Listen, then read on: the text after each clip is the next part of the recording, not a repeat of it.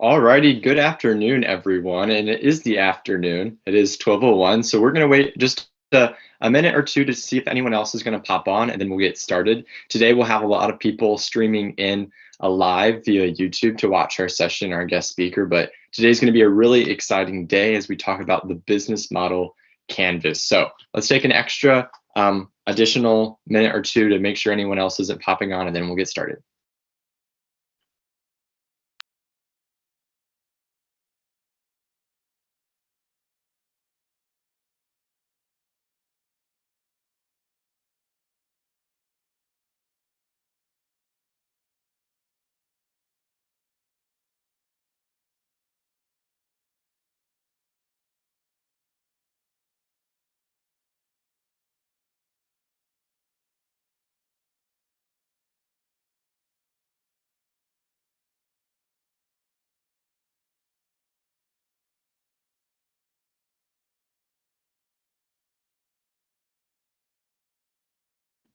Okay, we're going to get started. So let's recap a little bit about last week. On the slide, we'll see that last week we heard from Dr. Gene Poor from BGSU, and he spoke about making a different business that is going to be unique for you, and he shared his stories. And I encourage you to go look back at his previous lecture, because that man is full of stories and full of advice that we can definitely take from. And he's a local entrepreneur. He's had many successes and failures, and I encourage you to go listen to that if you weren't here last week. We also talked about customer discovery and surveying potential customers as a great way to validate your business. And we also have that competition, so make sure you turn in your customer discovery evidence or transcript in order to win some cool prizes. And we'll announce that later this evening or afternoon once everyone turns in their customer discovery. And thank you for everyone who has turned in your worksheet. It looks great, and I looked over them this morning. And we finally talked about a little bit about branding and how we can have a large impact in maybe a small community or small area, having concise advertising and a brand that speaks to the impact that you want to make. So we're going to get started right away, and I'll have Jack introduce our guest speaker for today. So this next guest speaker is very near and dear to me. We happen to share the last name because she is not only the owner and CEO of Perrysburg Energy, but she's also my mom. So you can hear a little bit of feedback because we're in the same room. Don't worry about it. But please welcome my mother, Molly Reams Thompson. She's very qualified. She's taught me a lot about entrepreneurship, and I hope she can teach you a little bit about entrepreneurship. Thank you. Hey, everyone. Happy first day of spring. I'm really excited to be with you today. And this is a real pleasure to talk about entrepreneurship, especially with students. It's one of my absolute favorite topics, and something I so wish I had known back when I was a student. I can give you a little bit of background if that would be helpful. I've been an entrepreneur for about 20 years, and I've had numerous attempts working in the corporate world. But every time I worked in the corporate world, there was just something missing for me. And I didn't know what it was at the time. And it's taken me even, years of being in entrepreneurship to really identify what it is. Like, there's something about starting a company and building your own business that's unlike anything else. It's definitely not for the faint of heart, as you're probably all starting to realize right now. But it's really exciting. So I've started I think I'm on company number 8 or 9. And it's been everything from jewelry design to food tech startups to being a published book author. And now I run a commercial LED lighting company. So a wide swath of different industries. And each industry, as I've learned, is unique in and unto itself. So along the way, I've learned a lot about how to identify customers and why that is so very important and valuable. And so with that, what I'd like to do is just kind of give you some kind of a frame what I'm going to be sharing about with a little bit of context. Some of it may be a little bit familiar and some of it might be new. But have you heard the expression startup? If you have, some people kind of take for granted, they just assume that a startup is a new business. The actual definition of a startup is an organization that's formed to search for a repeatable and scalable business model. It took me a number of times of hearing that, kind of going, what does that even mean? So what that means is it's finding a way to provide value, which is like solving a problem or addressing a need for your customers that you can do over and over and over in exchange for something. We hope that something is going to be money, but for some organizations like nonprofit, there's other value. So what I'd like to do today is introduce you to the business model canvas, because of all my years in entrepreneurship in the startup world, the business model canvas so far is the most effective framework that I've used. And it may turn upside down what you think you know about starting a business right now. And certainly based on what Jack and Jake have shared, it's going to be adding on to what they've shared in this first couple of weeks. So if you look at the success rate or failure rate, and I don't know if this is something that Jake and Jack have shared so far, it's pretty staggering. If you look at new businesses, it's really fun and sexy to start a new business, but most of them never get past the first year, 3 years, maybe 5 years. So why is that? It's not that they're saying, oh, I'll just try it and then I know I'm going to fail. Like, you don't ever plan to fail. But, if you've heard the phrase, businesses don't plan to fail, they fail to plan. Well, there's a little bit more to it, actually a lot more to it than that. When you look at traditional companies, there is a particular way that they got started. So probably with most of you, you came up with a really interesting, cool idea. And there's a kind of a linear, like a straight line way that you go about doing it. You come up with your idea and then you figure out how much money you need and then you go out and sell that, right? Well, there's a few things that get in the way of that and a few kind of pitfalls that make it problematic. So first of all is how do you know who you're selling to? So can you go back to the business model canvas? Did you have just the first one that you started? Actually, you had the slide. Yeah. I'm so glad Jack is more technologically capable than I am. Okay, so there's typically traditional companies, they'll have you complete a business plan. So a business plan is problematic for a couple reasons. First of all, it's completely made up. And what I mean by that is you're going out and saying, we're going to have this much in our marketing budget. It's going to cost that much to build this product or company. We're going to earn this much in revenue. But how do you know any of that? Like, you can go online, as you all know, you can go online and find the answer to virtually anything. It doesn't mean, though, that answer is going to be true for your particular business. So what do you have to do to figure out what is true for your business? Well, you got to roll up your sleeves and do a little bit of work. And that work is what customer discovery is all about. So if I am repetitive here, just let me know. Otherwise, I'll keep going down that rabbit hole, so to speak. So traditional startups fail because they're linear and because they use a business plan which is based on complete fabrication to build their companies, but it's not necessarily relevant or synergistic with who their customers are. So what's different about the lean startup methodology is I like to refer to it as experimental entrepreneurship. So that means you're making a couple of hypotheses about the value you think you're providing, in this framework called the business model canvas. And then you go out and test all those hypotheses. And how you test them is by interacting with your customer or your audience. So the feedback that you get from customers as you go out and test this is hugely valuable, because they give you information that will tell you, are you on the right path? Are you off track? And how do you know if and when you need to change direction? And that's called, when you do change direction, that's referred to as a pivot. What I love about the business model canvas is when you are starting a business, it can be hugely overwhelming, because you have to look at marketing, you have to look at how much it costs, you have to look at how do I reach my audience, how am I going to make money, what are the different ways I make money, what are all the things I have to do, and it's very overwhelming, or it can be overwhelming. The business model canvas, though, has completely simplified this process, because it takes the basic 9 building blocks of starting a company and puts it all on one page.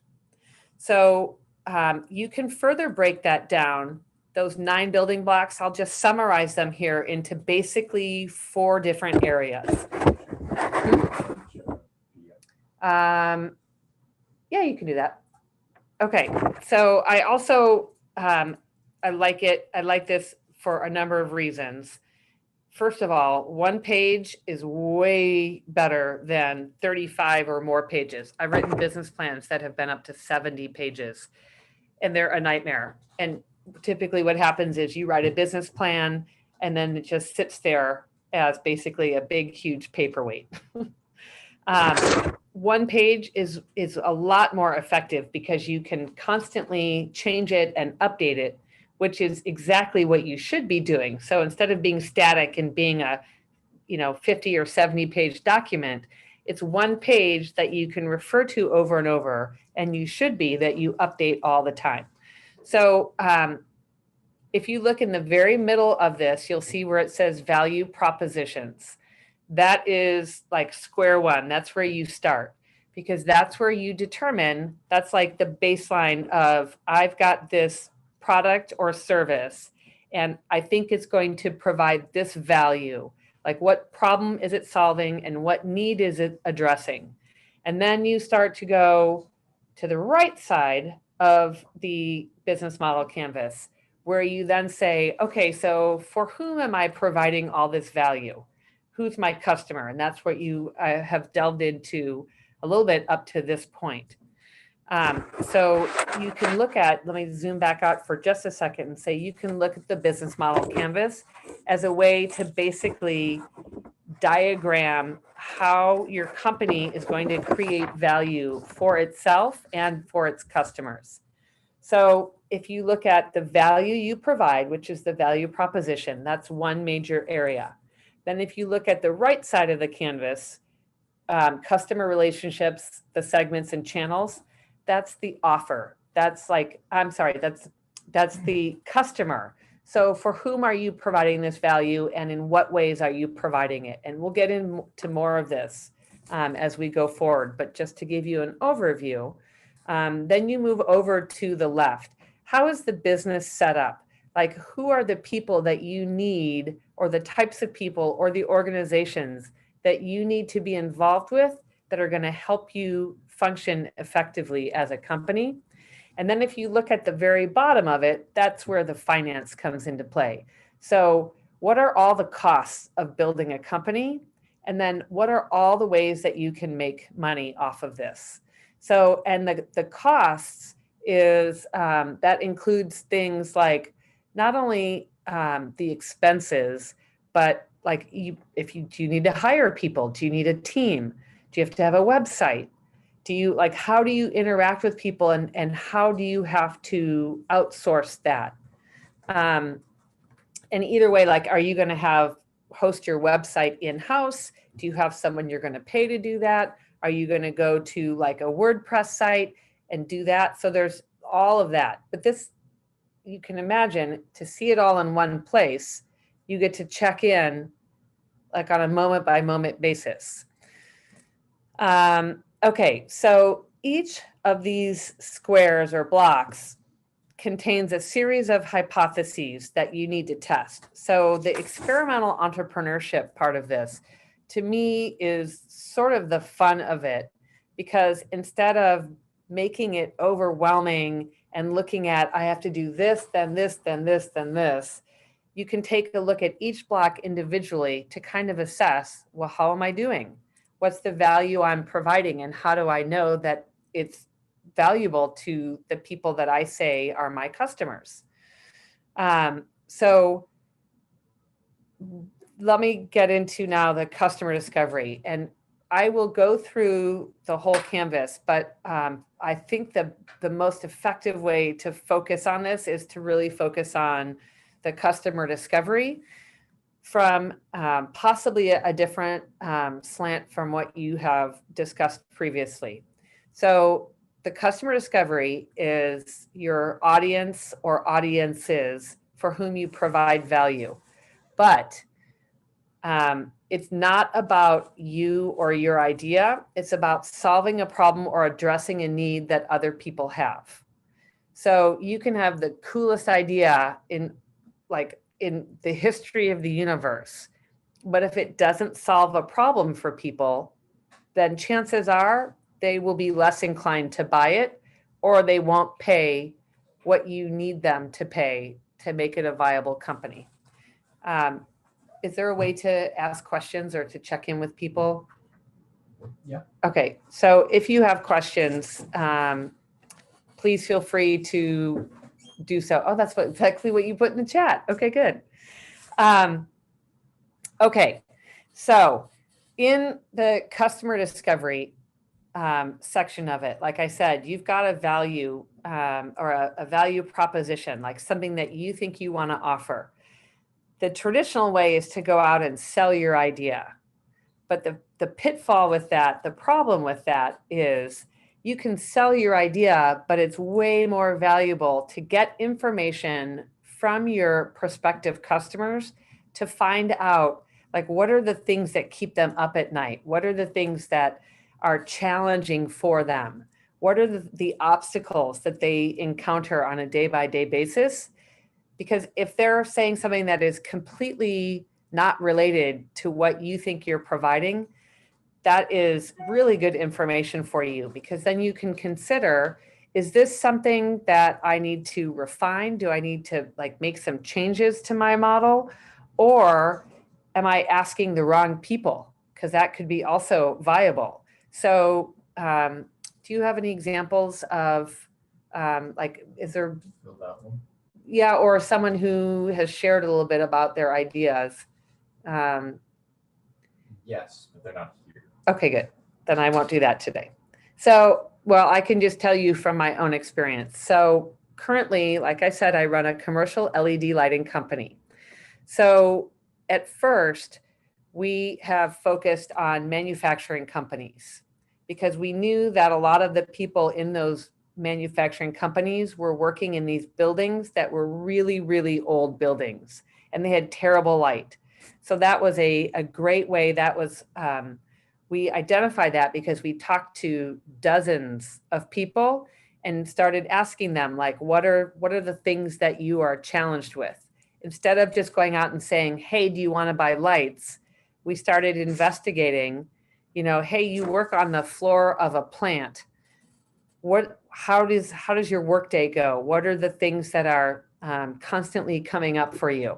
And one of the things that they told us was, well, we have a lot of people who have to bring their own lamps from home because the lights are so bad they can't see what they're doing.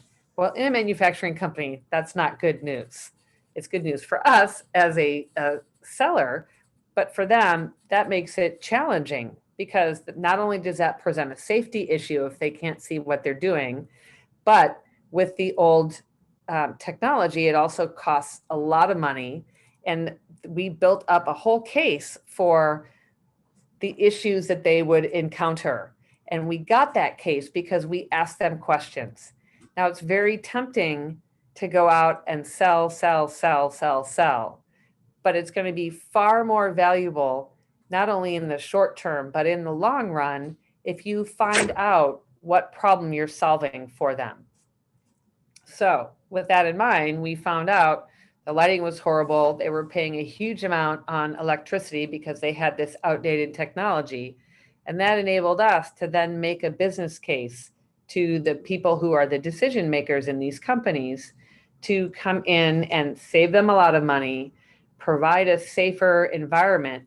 And then after we had talked to a lot of people, we also discovered that when people had good lighting, they felt more productive. They felt valued as employees because they got light so they could see what they were doing, and they were way more happy about coming to work. So it was like their bosses were telling them, we value you. So that was something that we, just in talking to people, we got to see that, because when we followed up at the end of a job, we would ask them how it's going. And almost every time people would say, our employees are so happy, they feel better. And what that translates for us is that translates into, we can now say people take fewer days off of work and they're more excited about being there. So that's a huge win for us. So those are some of the things, like, we didn't anticipate that in the beginning, but just out of talking to people over and over and over again and asking them questions, that's some of the information that we got. Okay, so asking customers what they think also means that that's one of the, if you look at the customer segments, who's your audience or community? What are the customers? What do they think, see, feel, and do? Yes, on the right side. One of the things that I had to get over as an entrepreneur is having people tell me, if I got to the point where I'm like, well, we have this idea for you, I had to be willing to have people tell me, that's the stupidest idea I have ever heard. And I have been told that on more than one startup. And it can definitely, that, the first couple of times that really hurt my feelings. But what I learned over the years is, again, it's not about me. And what I was able to do with that information is, well, tell me why that's not a good idea. And the more you keep asking them questions, what I got to see was, well, some of those people were never my customers to begin with. So maybe it's someone who doesn't have a manufacturing company. They've already got their lights already done. And these are like the questions I was asking just weren't relevant to them. So that's good, because I want to know that I'm not spending my time talking to the wrong people. So it takes a thick skin to be an entrepreneur. And if you're willing to hear what people are telling you, they will tell you everything you need to know to build a successful company. But sometimes it takes asking different questions or asking different people. Which brings me to, if you ask, let's say, well, I'll use my own company. So with our lighting company, another, what we found out is we looked at manufacturing companies, but we wanted to expand into other areas. And so that's called, an iteration or a pivot, where you kind of change directions from where you were before. And we ended up starting to work with banks. That's very, very different from a manufacturing company, but we had to do the work to ask questions and find out they still had a lot of issues, but they were very different issues. So for example, I'm sure you've all gone to a drive-through, whether it's a restaurant or a bank, whatever that is. If you can't see the person who's placing the order, that can be potentially scary or a safety issue for a bank teller, or even for someone who works at like a fast food place. That's good information to get. And how would you get that information? It's really doing the work and asking the people who work there, like, what are the things that are scary? What are the things that stress you out about what your job is and what you're doing? So I know Jack and Jake shared a list of questions with you all last week. It's a lot of questions, but what you want to do with those questions is take a look at, you don't have to ask every one of those questions because not all of those questions are going to be relevant for your people. It's just designed to be a guide to help point you in the right direction and kind of give you some feedback. So as you start to ask people these various questions, you'll start to figure out over time which questions are right for your particular audience. Okay, so does anyone have any questions right now at this particular point? If you do, go ahead and put something in the chat and ask away. And if not, then I'll just keep going with the different kind of blocks that we have here. So once you get a handle on the customer segments, then you want to find out like, well, how am I supposed to interact with these customers? Like they have their kind of their buying journey, how they typically go through the process of getting to your project or product or service. So whether it's like pet sitting, well, presumably they have to have a cat or a dog or some animal in order to be part of your customer segment, right? And how you would know that is by getting out and talking to people. One other quick point is, in this day and age, it's really, really easy to do online surveys, but one of the most challenging and for sure the most beneficial things that you can ever do is start to have those conversations with people where you can see them. Ideally in person. We're not quite there yet, just given what's happening out in the world. But if you can, reach people by Zoom or FaceTime, that is really, really, really helpful. Because I don't know if you can see me doing this, but like if someone's like this, has their arms crossed, that tells you information. Like maybe they're not willing to be super open, or they're not comfortable, or they're upset.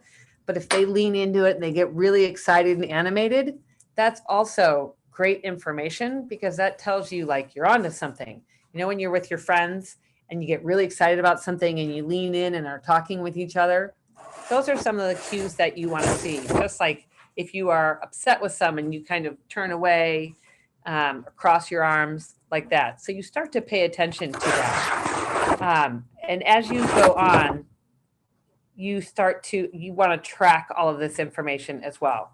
So one of the most important, do you need me to do something? Oh, no, it's just the papers. You can hear the papers shuffling around on your. Oh, sorry. I'm a creature of habit here. Okay. Okay. Thank you. Okay. Sorry about that. As you get information, it's really important to track that information. And this is a little bit of a sidebar, but it's really, really, really important. So as you ask people questions, you want to be able to write down the answers, which is another reason why if you can have an in-person conversation with people, then you can, if the conversation stops or it goes in a slightly different direction, you can make note of that. So what you're looking for is, yes, you want to get all the information that you have, that you acquire in all these conversations, but as you have 5, 10, 15, 20, 50, 100 conversations, what you start to get is like, oh gosh, you know what? I talked to 50 people and 20 of them said the exact same thing. Then you're onto something. Whether it is in favor of what you thought or not in favor of what you thought, that's really, really important and valuable information. So if you can track that's key. Those are called customer insights.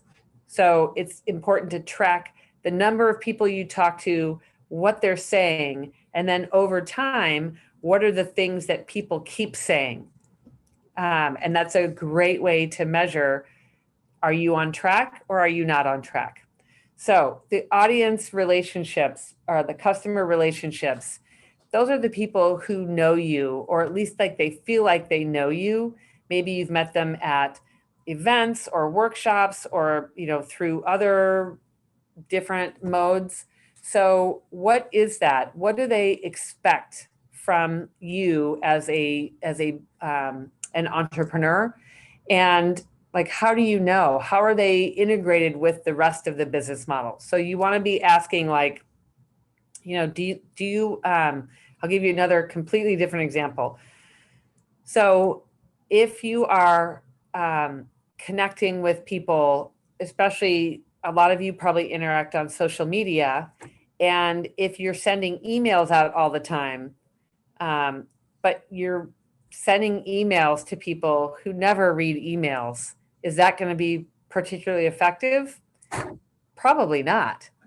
So that's really helpful to know, is the relationships that you have with your customers. I reach them purely on social media, or, then you get into like the channels. Well, I see them at workshops, or I see them at school.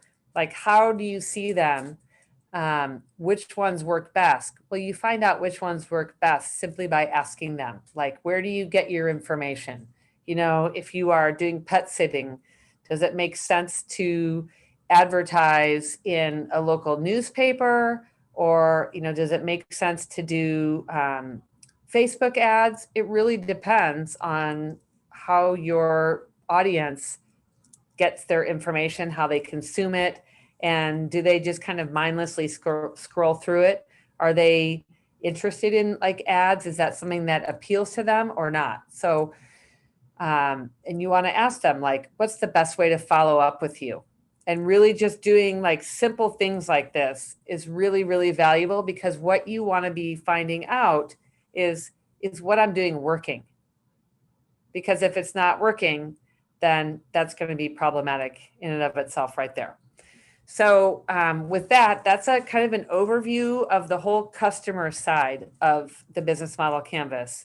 And I think I'd love to just do a quick run through the rest of the canvas, does that work, Jake and Jack? Okay, great.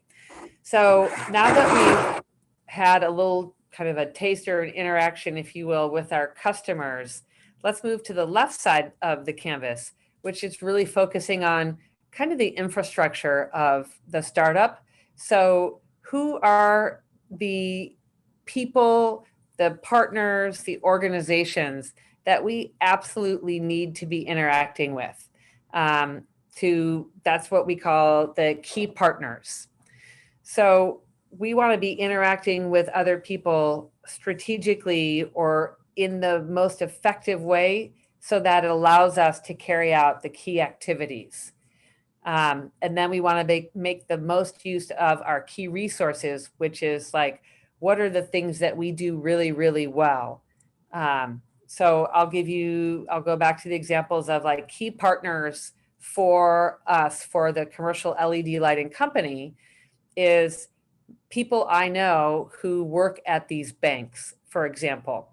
That's really helpful, because those people they're in the banks, they know what the lights are like, they know what the needs are within the organization. They are like essential to helping us fulfill what our kind of value proposition, the value that we provide, which is saving money and saving cost, saving money and saving energy for our customers. So how do we know that? Is that if we have a contact or a partner who works inside of that organization, they can tell us like, hey, we have not put in LED lights yet, and I think they're talking about it. That's a really, really good partner for us. So the key activities might be for us to host workshops, or send out newsletters to people that talk about the value and the importance of LED lighting and how it really benefits them. Like, we might say, hey, are your workers in the dark? That resonates with some people, like, oh, actually, I didn't really think about that, but yeah, they are.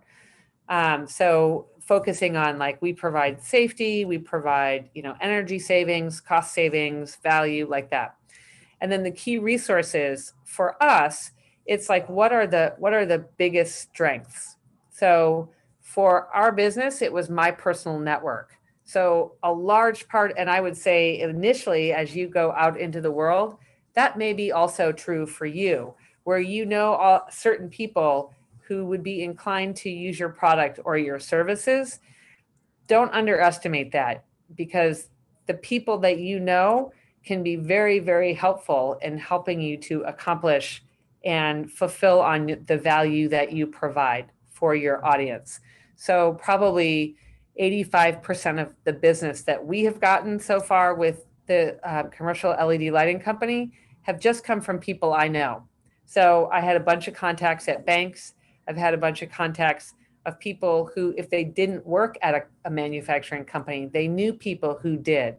So that is, I always tell people, don't underestimate how many people are in your network, that if you don't know them, other people in your network do know, who can be a valuable resource for you.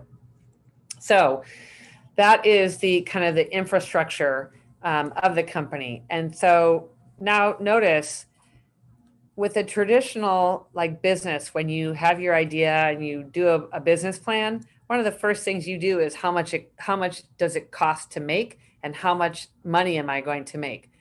We've gone through this whole thing. I've never even mentioned that so far. So that tells you how important it is to first identify your customer, because you can't know how much it's going to cost or how much revenue you're going to be able to generate until you know who your customers are.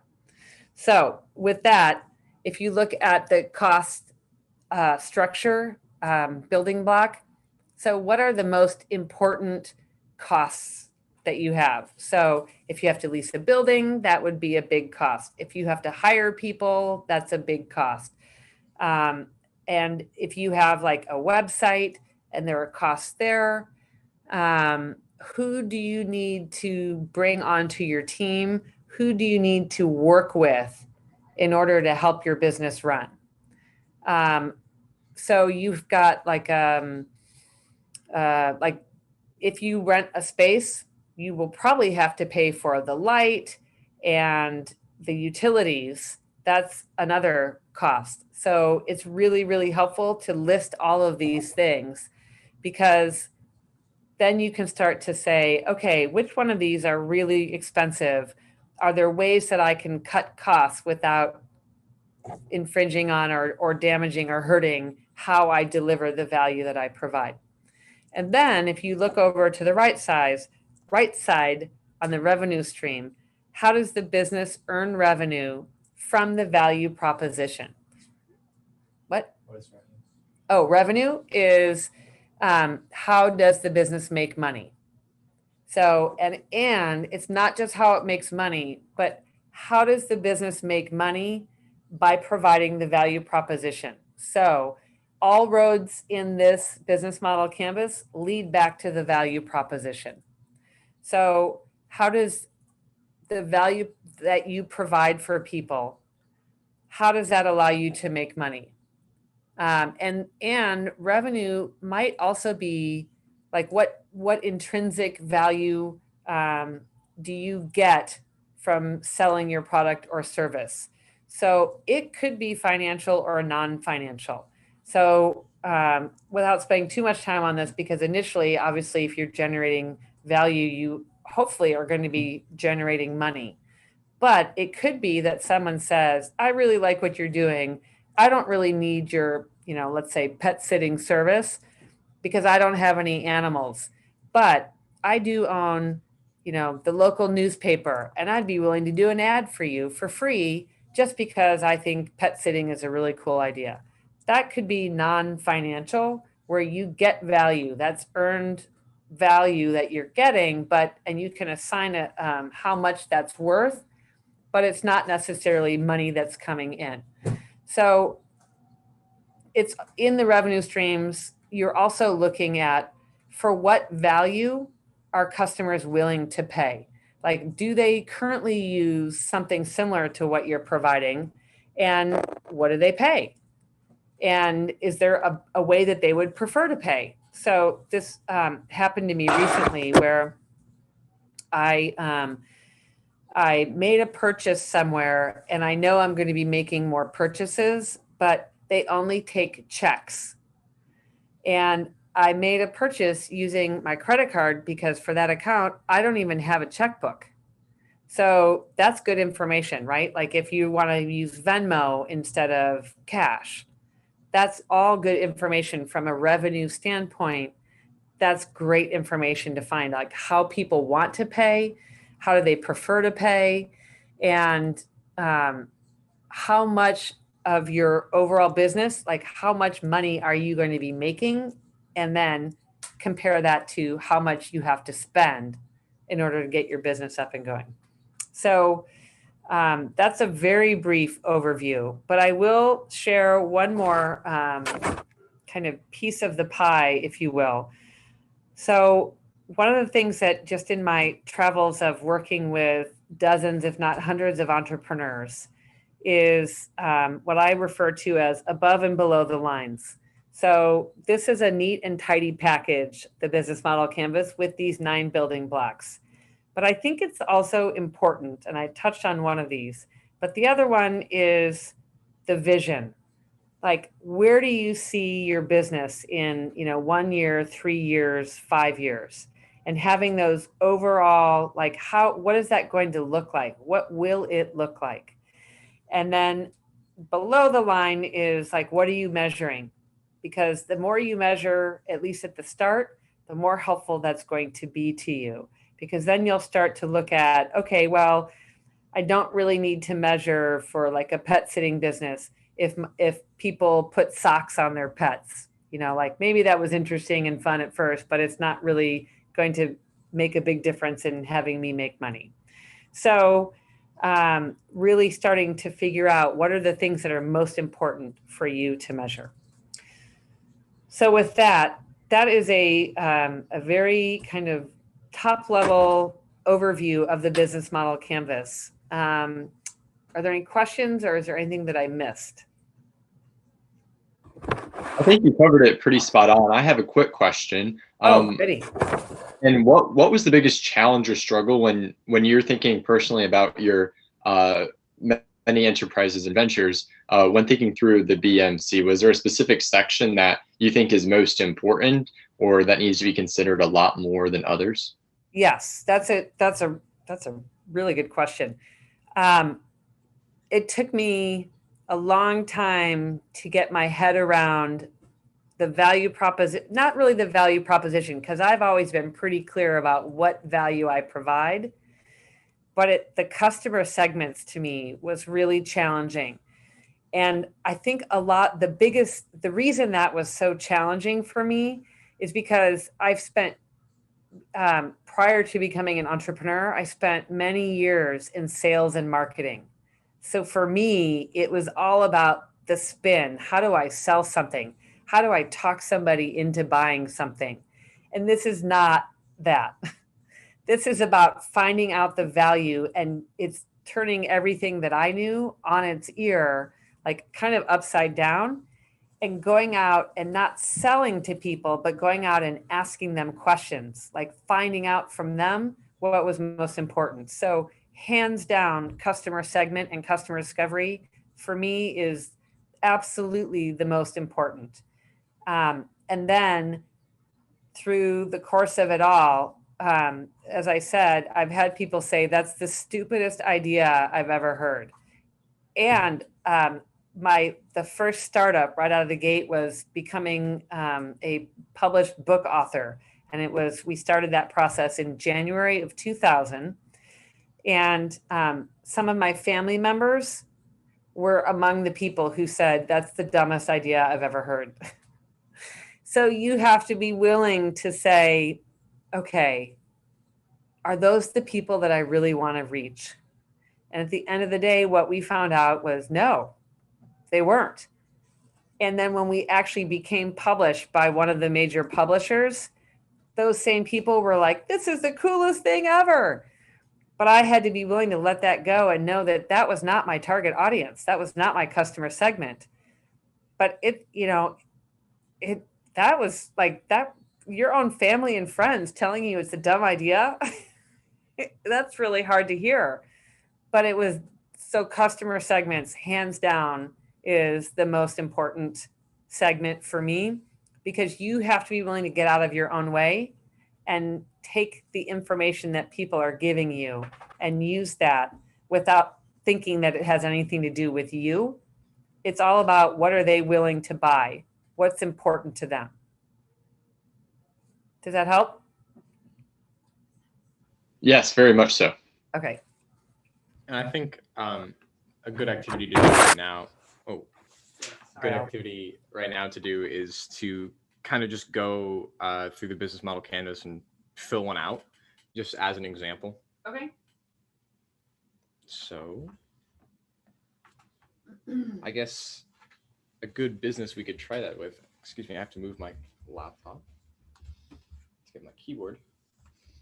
I can do like Z-Lab or do you have another one in mind?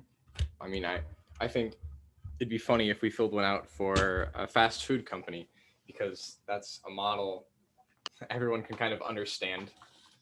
And, you know, a lot of people eat fast food. I know most Americans eat fast food, and they're a successful business. So, And Toledo is the test market for in the country. Toledo is one of the test markets for companies like Taco Bell. there you go. A little fun fact for you. So, first of all, we need a name. What do you want to call this fast food company, Mother?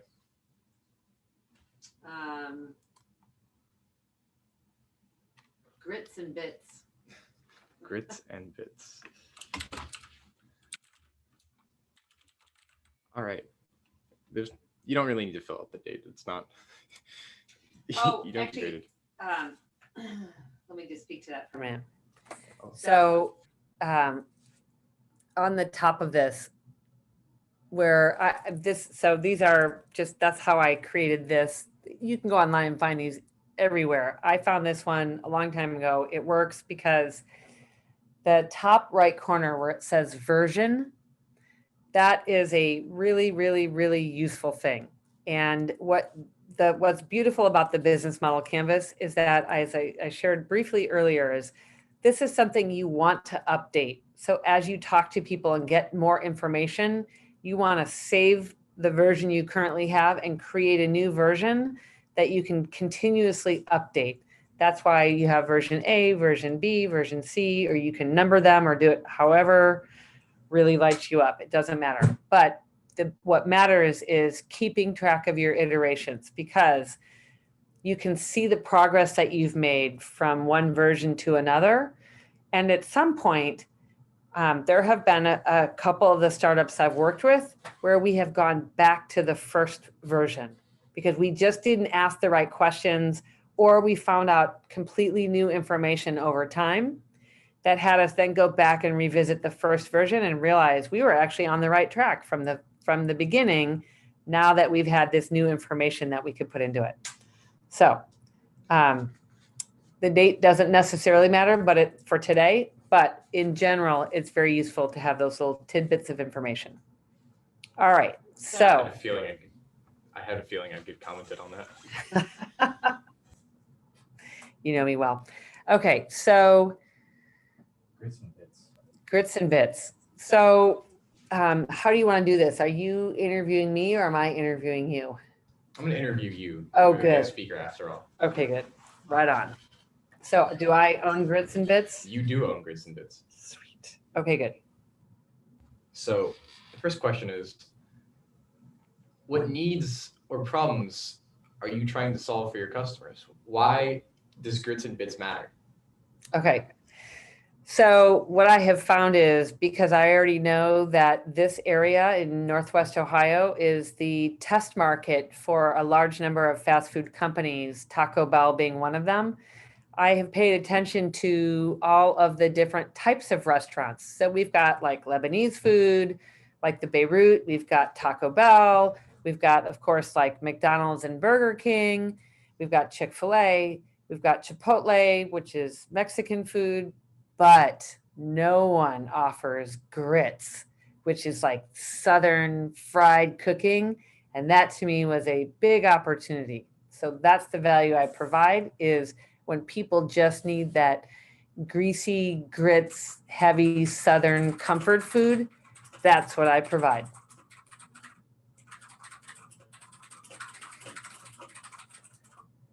You can't possibly type that fast. That's impressive. My next question is, what do you serve? What food? What do you do?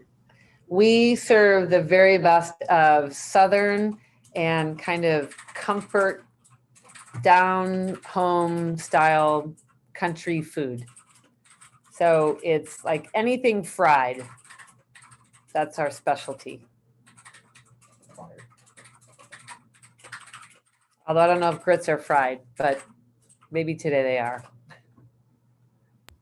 Okay, and why should people buy from you instead of any other fast food restaurant? Because of all the people who provide Southern food, our recipes come from Southern families who've been making these recipes for generations. So we know that they are tried and true and that people love them. And it just reminds you of home. And especially if you are not from Toledo originally, if you're from someplace else, what's better after a hard day than being reminded of something wonderful from home?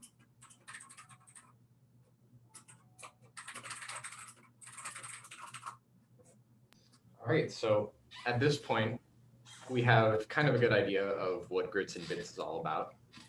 You can tell that it's very hearty, it's very down south, which is funny because my mother is a native Ohioan. Born and raised in Toledo. So now that we have our business idea, Grits and Bits has kind of been conceptualized. Now we can go over to customer segments. So you kind of already answered this in the value proposition, but who's going to eat some grits and some bits? It's a weird way to phrase that. Who's going to eat grits and bits? People who are originally from the South or who have family in the South. People who just love fried food. So let's see here. I'm going to further refine this and say it's going to be men between the ages of 18 and 45. That's very specific.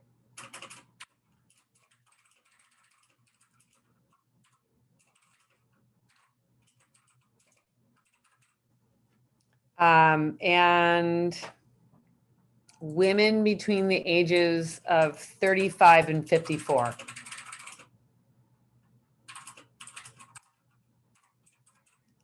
And one more thing about this in customer segments, let me just describe a little bit about these people. These are people who, let's see, for the men, they want something that's inexpensive, but really filling. They love the stick to your ribs kind of food. They don't particularly care about fine dining. They're more interested in, I want to drive through or I want something fast and easy because I don't cook at home. I just want something that's going to taste good and stay with me all day. The women maybe don't cook as much and they got a hungry family to feed. And this is, it's like comfort food. They need that. After a hard day, they work all day.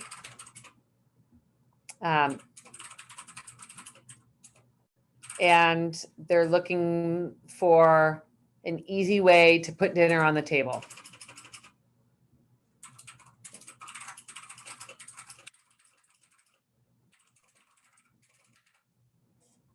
So how I came to some of these answers is by talking to people and finding out a lot of people are in maybe a mid-level job and they don't have the luxury of going out and eating fine dining.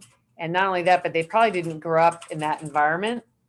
And so they work hard, they play hard, and they just want food that will get them where they need to go. They just want food that's gonna, like I said, stay with them all day. They eat a big meal, they want something hearty. Yep.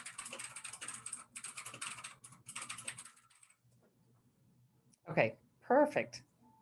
So, Mother, how would you find these people? So these are people that I know because I watch the trends of fast food restaurants. So that would be the, I guess, customer relationships.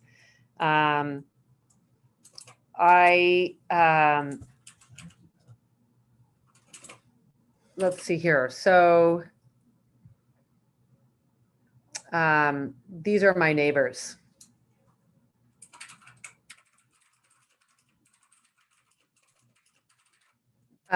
These are people who work on a factory line.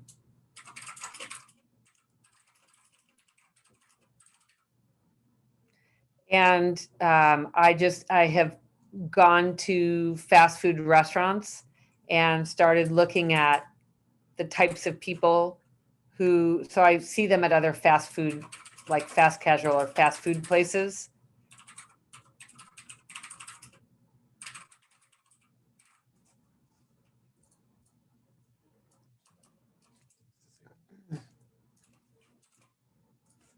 And then the channels. So how do I reach them? TV ads, Monday Night Football, and reality shows. These are people who want that, they want the escape. They work hard, every day is a grind. They want to come home and escape. They're watching reality shows. So I reach them that way. And then also Facebook ads. And you can put Facebook and social media.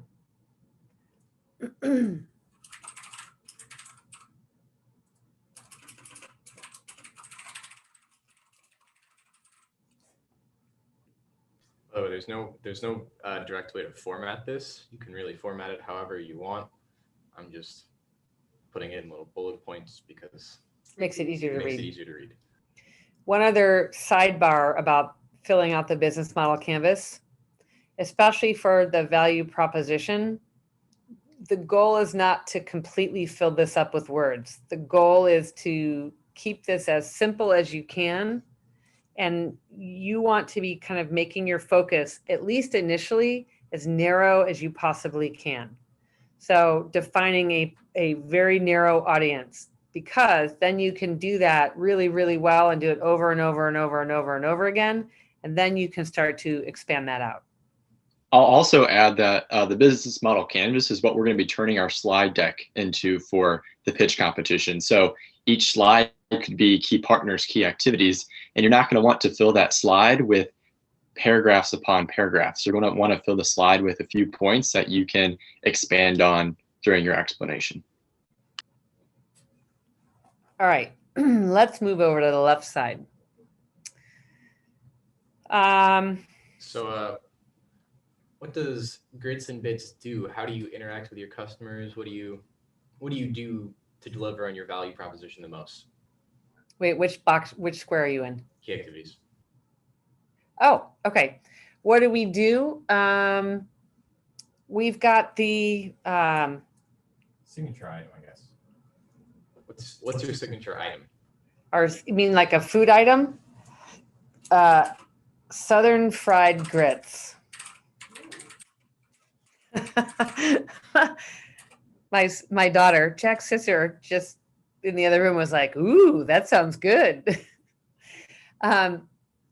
Okay, so Southern fried grits, that's like our key thing. And we've got a little jingle that we have created around grits. And let's see here. Other key activities is like social media content. Like we've created a little, not a logo, what do you call it? A little character. Gary Grits, a mascot. Gary Grits. How about that? And yeah, so those are some of the key activities. So that we build our like awareness so that when people see our little mascot, they're like, oh yeah, what's the name of that place? that's the place that serves that really good Southern food. And then over time, when they see it over and over and over again, then they realize, that's right, grits and bits. I gotta have grits and bits tonight. Okay, so the key resources is, I'll save that for just a minute. Because I have to make up a jingle on the fly. Okay, yeah, jingle, TBD. Okay, so what do you want next? Resources. So the resources are the fast food places in town. What we've noticed is like some of our competitors, that's actually a resource for us, because what we learned is that people don't necessarily care where they get their fast food. Like they're not necessarily brand loyal. So we can really take advantage of that and provide lower cost meals that are more filling and satisfying. Also, let's see here. We have a series of like coupons that are that we've been able to like buy the list of names. So that's a huge resource that we can send those coupons out to. Actually, the coupons would be more of a channel, but so like the network of fast food people. We also happen to know that we have owned other franchises. So we have a franchisee network. That's a huge resource. Because what I haven't shared yet is that I'm just making up right now, is that the franchise, this is a national company, so the biggest resource is like the national marketing budget that we can use just by being a franchise owner. So like Subway is a franchise, McDonald's is a franchise. Most of the big fast food companies are franchise companies. So that means you can buy your way in, and then in return, you get to like have that national marketing budget and utilize that for your own benefit. Key partners would be, let's see here. Marketing companies and ad agencies.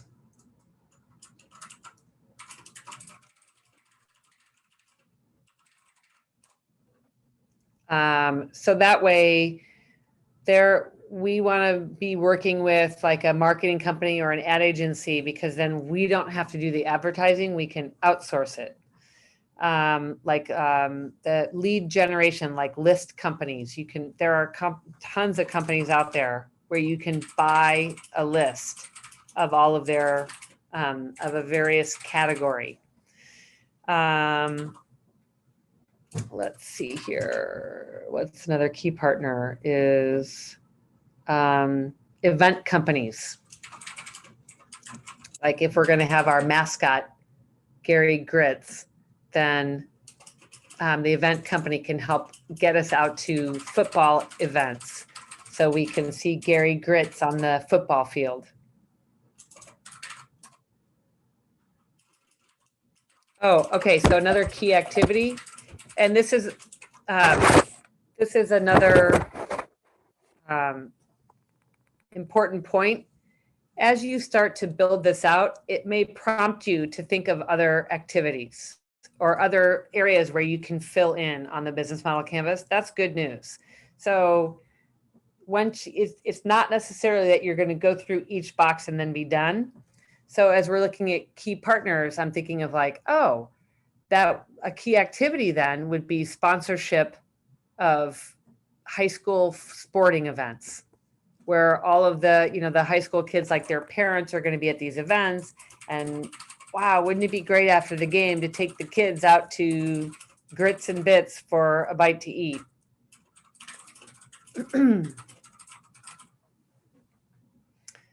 So a key partner could be like high schools, area high schools. So this is intended to be something where you can build off of each of the blocks and then go back and revisit like that. Okay, so the cost structure. And this is the part where we're probably gonna have to make some stuff up. Yeah. Okay, so cost of advertising.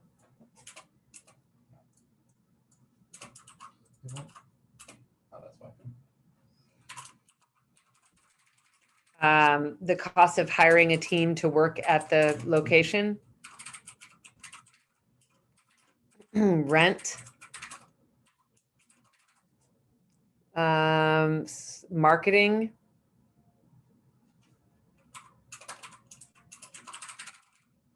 Supplies. So you got to buy all of the. Oh, and this is interesting. So when you get into the weeds of this, like I'll just give you an example, like supplies. It costs to get, like the little cups and the containers and all the stuff that your food goes into. So as a business owner, you might think over time, like, oh my gosh, those costs it's really expensive to put the food into the various containers. So what are ways that we can do this? Well, maybe you buy plain coffee cups, but you pool your resources with other business owners in the area so you can buy a whole lot more and get a big volume discount. So those are kind of things that you might think of over time. Maybe not quite today, but still. Rent, let's see, utilities. I put some stuff on it. Oh, okay. So yeah, insurance, thank you. Ingredients. Do we have, wages? Yep. Okay. So those are some of the costs that, that you want to take a look at and consider. And then let's move over to the revenue side. So how do you make money? What are you going to do to make money from this? Well, obviously from selling the grits and bits. Oh, another cost is sponsorship.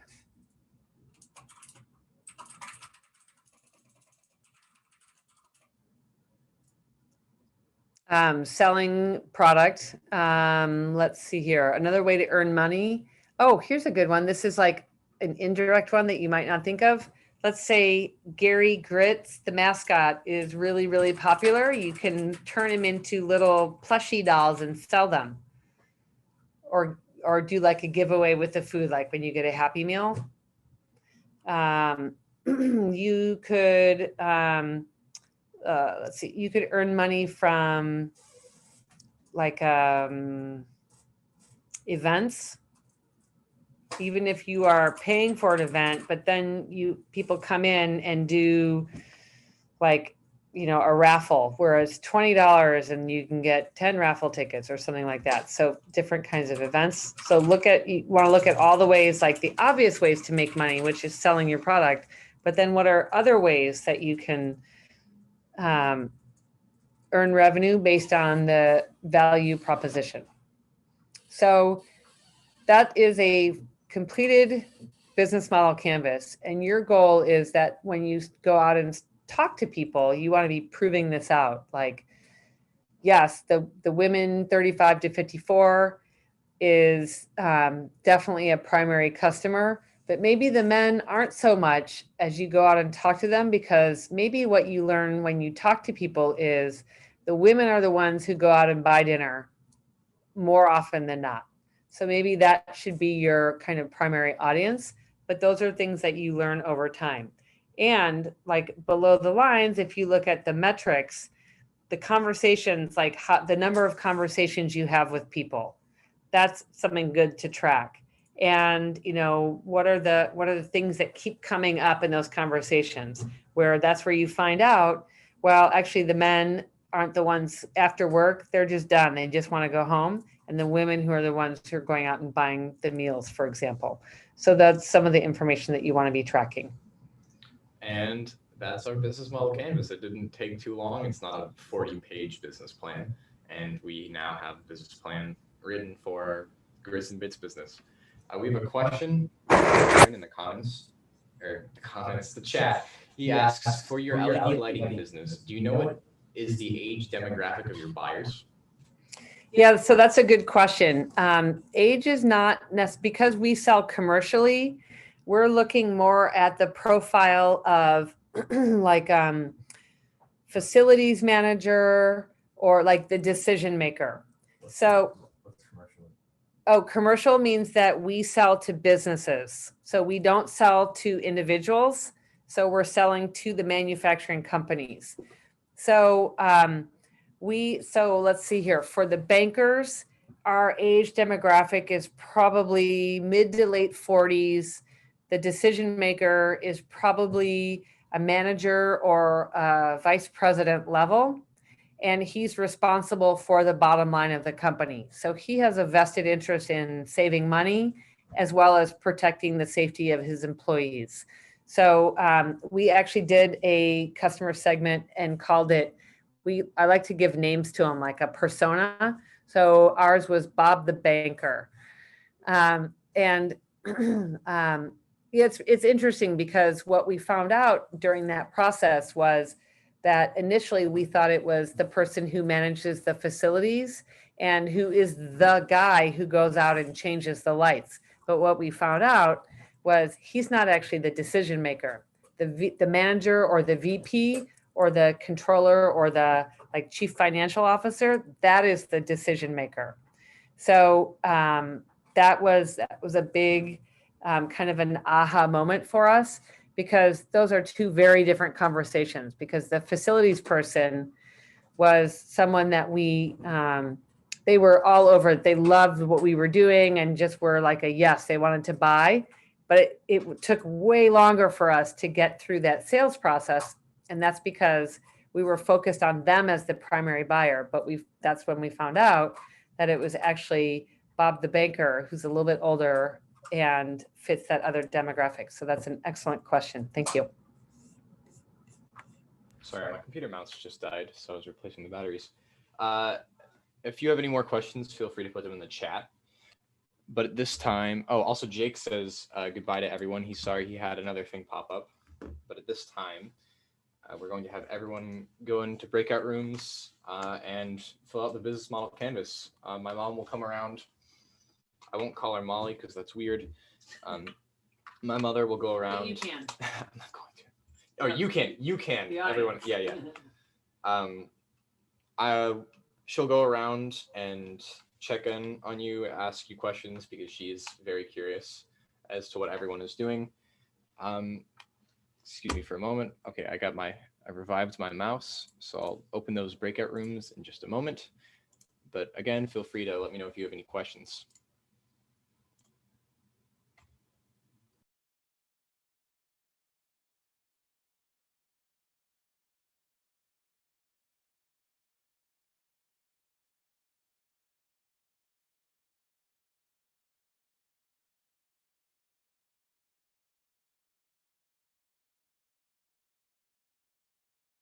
All right, take the invitation when you get it.